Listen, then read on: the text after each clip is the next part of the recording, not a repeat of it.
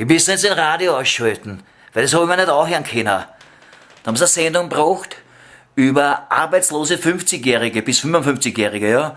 Und so eine geschissene Radiodussi, ja, meint, ja, das soll man mit auf Gedeih und Verderb, auf Biegen und Brechen in den Arbeitsmarkt wieder integrieren. Die können mir am Arsch lecken, ja. Ich bin bald 56, ja.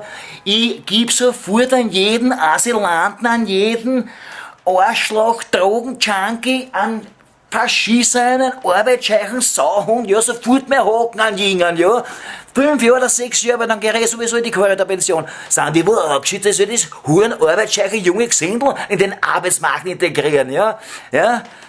Und nicht den Alten am Arsch geben, wenn die keinen Haken nicht finden, okay?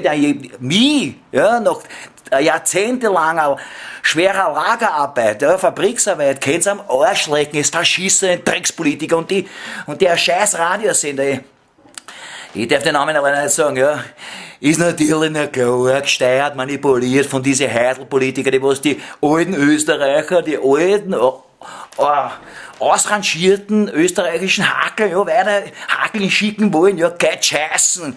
Nehmt euch die ganzen Scheiß, Drogen, Sauhund, Asylanten rotzen, die Kriminellen, die stecken ins Arbeitslager, die rotzen, die sind Hackel für uns, ja, die was schon buddelt haben jahrzehntelang.